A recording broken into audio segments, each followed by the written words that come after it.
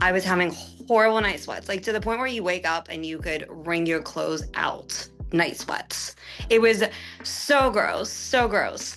And I just thought, like, okay, well, that's my life. Like, this is just how I'm supposed to feel. So I was sleeping through the night. Um, my hunger actually like came back. So like you felt hungry, which also Yeah. meant we had to up my macros. Yes. Um, and no, my night sweats like stopped. I wasn't living my best life for my kids. I wasn't my best for them, which meant that like I needed to change, and this helped me to make that positive. I'm gonna like cry. It's gonna help me make like that change.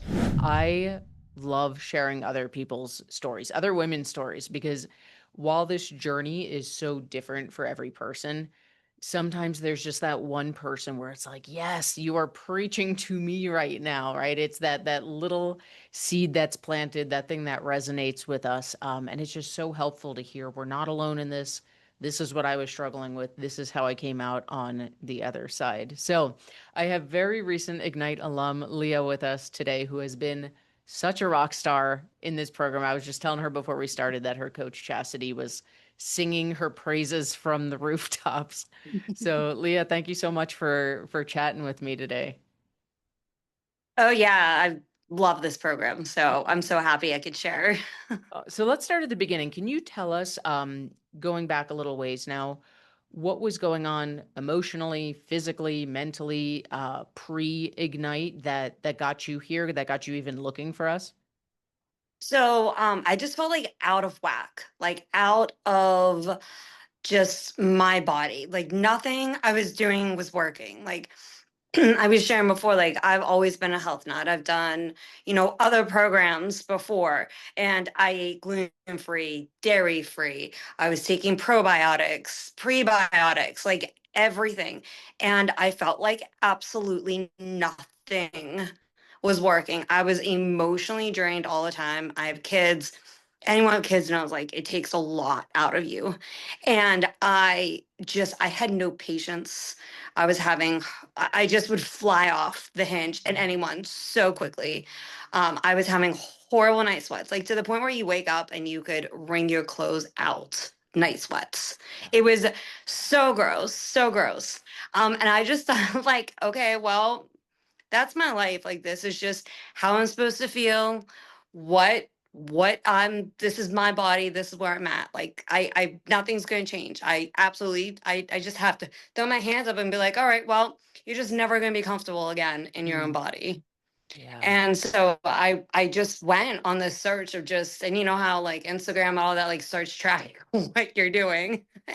And it came up and I just like listened to just I'm like, oh my God, this is it. Like, this is everything I say I'm having. This is exactly it. Like, I've talked to doctors, I've done anything. And like, I felt like everyone just said, eat less, move more, which is like what you have said, everyone always says.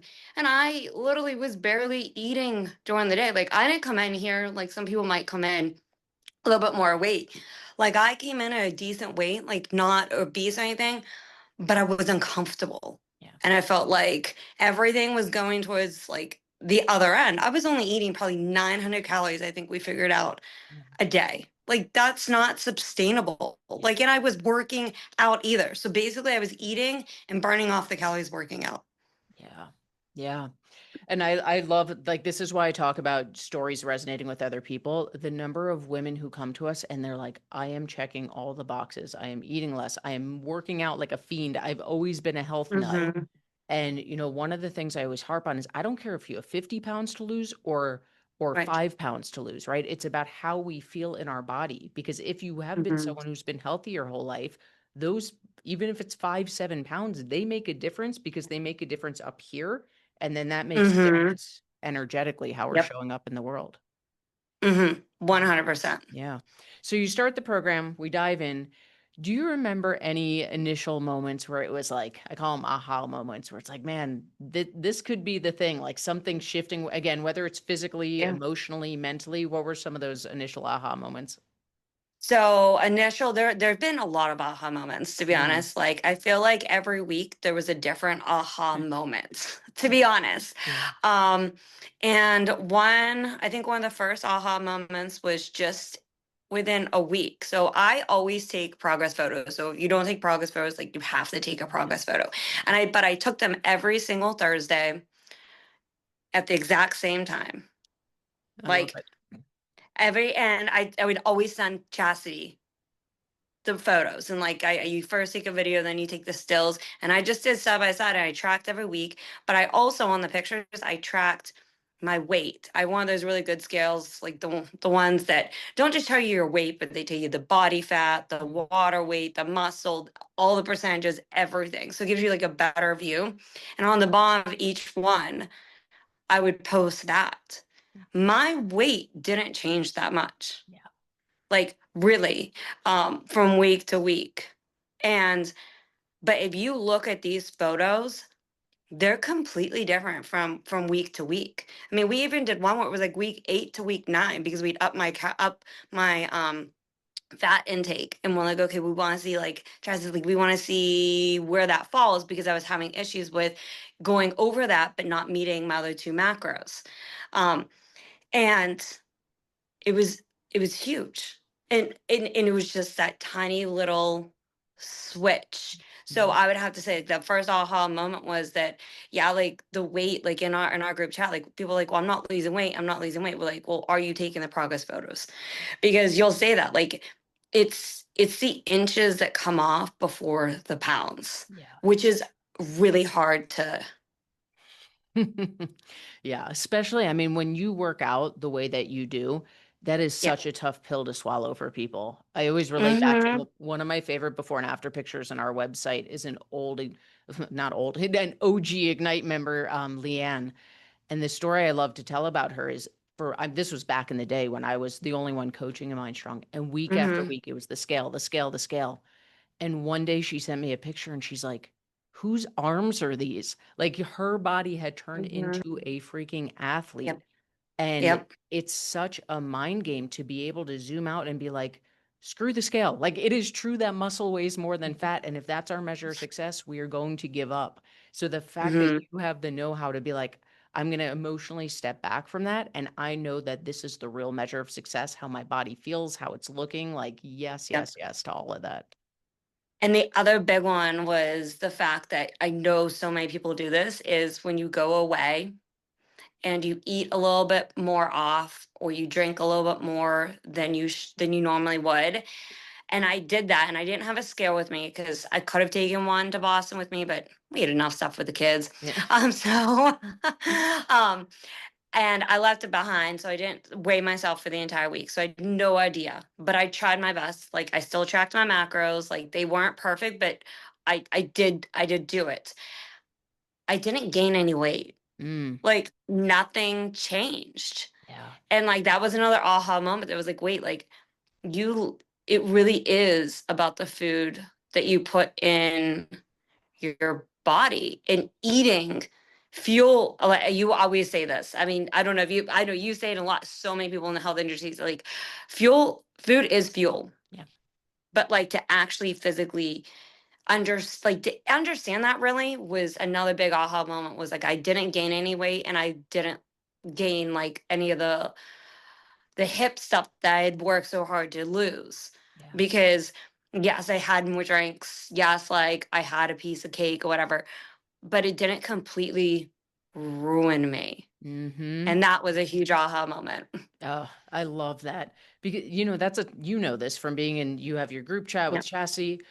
Going on vacation scares the living heck out of people, especially when they're on this Yep. program. And my answer to them is like anyone can be on good behavior for 12 weeks. I don't want you to learn to do this on good behavior.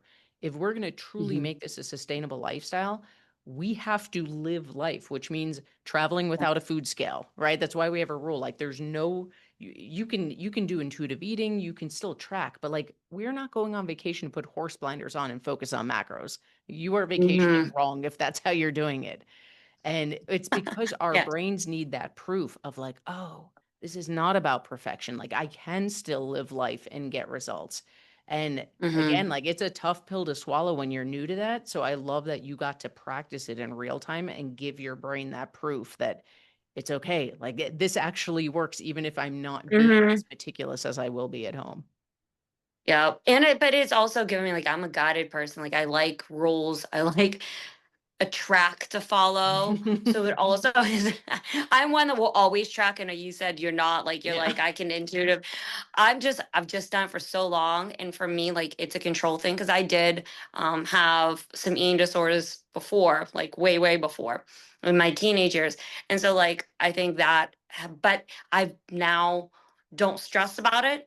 I mean, because it's more of just something to control. I can control tracking my macros. I Yeah. can control eating my proteins. I can control eating my carbs. I don't have to feel guilty for having a glass of wine. Like that also was really important. That's why I'll always track. Yeah. I'm going to interrupt this episode real quickly to ask a 30-second favor. If you are loving the podcast, if you can tap that 5-star review button above, maybe even leave a few nice words, it is the biggest help to getting the podcast out there.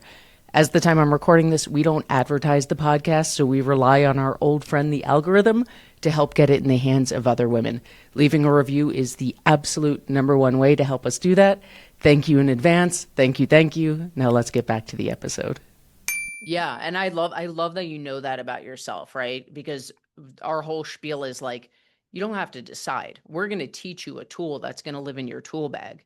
And whether or not you decide to switch to intuitive eating one day, whether or not you decide that the control this gives you will be a forever thing, that's not a choice anyone has to make because at the end of the Hmm. day, let's say you go to intuitive eating, you decide you hate it because you feel out of control.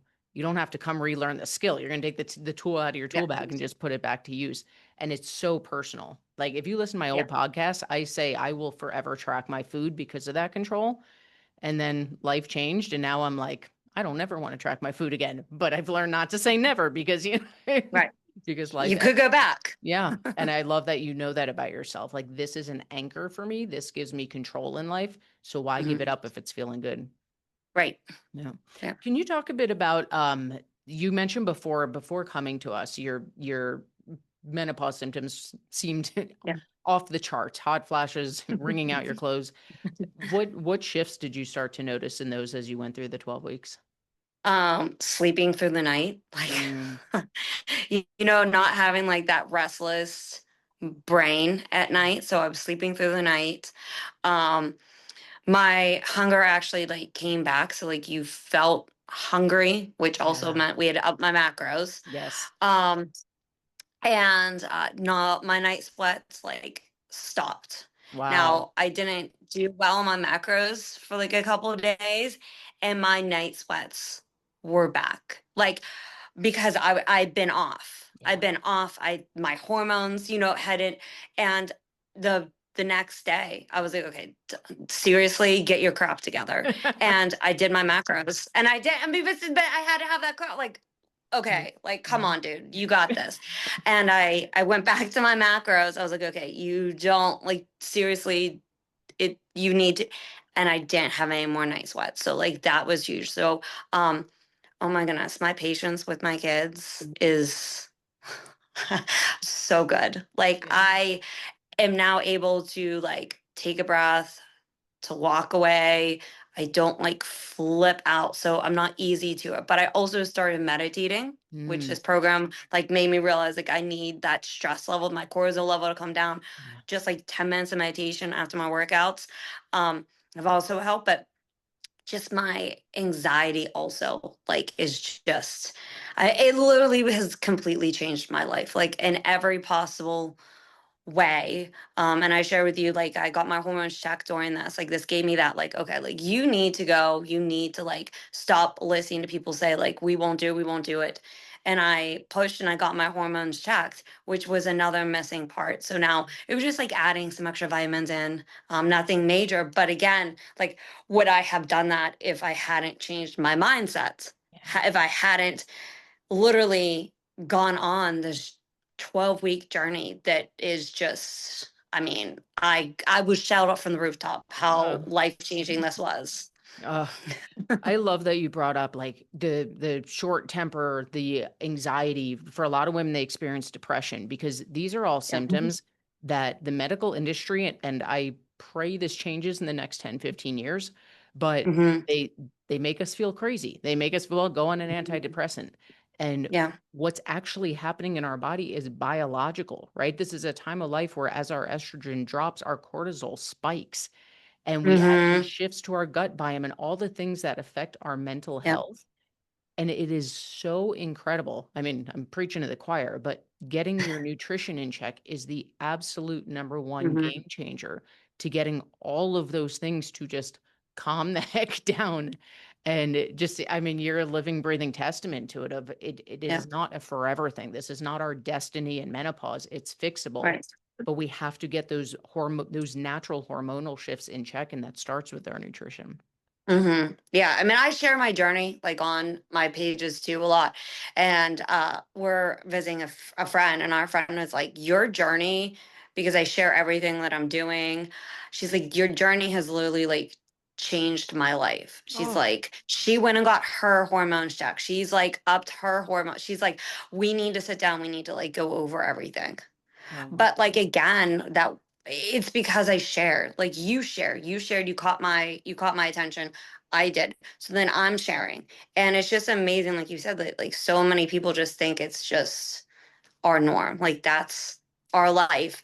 And, as a mom, like, and I know a lot of other people probably like you always push for everyone else. And I think like we often just don't push for ourselves. We just like figure, okay, well, let's just keep going. And like you can't like that's no way to live. Like, and I wasn't living my best life for my kids. I wasn't my best for them, which meant that like I needed to change. And this helped me to make that positive. I'm gonna like cry. It's gonna yeah. help me make like that change. And I know that my kids see it Yeah. and like my husband sees it. And that's the thing. Like I change so then I can be a better person for the ones I love. And it's not being selfish. It is the least selfish thing that we can do, right? Like something we always come Mhm. back to is people preach from the rooftops about generational wealth. And we're like, let's talk about generational health, right? Because Mhm. we learn diet culture from our parents and our grandparents and our great Yeah. grandparents. And when we get to be the ones, I mean, I've been doing this a decade, I get goosebumps talking about it. Like when we get to be the ones to draw the line in the sand and say, no, no, no. Like I'm putting myself in the driver's seat so I can show up as my best self. I can Mhm. release the shame, blame, guilt around food. When our Yep. kids pick up on that, they get to skip that whole roller coaster of diet culture that most of us grew up with. Yeah. And I have a daughter, and that was like that was so scary for me. Yeah. Like I didn't want her to see me struggling with food and talking not well about my body because I caught her one time doing it, and I'm like, Mhm. okay, Yeah. we need to change. Yeah. Yeah. And I mean, you can lecture, you can talk to her all day long, but Yeah. when she sees mom making those changes, there's Mhm. nothing more Yeah. powerful than that. Yeah. Yeah. All right, last question, my favorite one. I'm going to put you in the coach's chair for a second. Okay. Okay.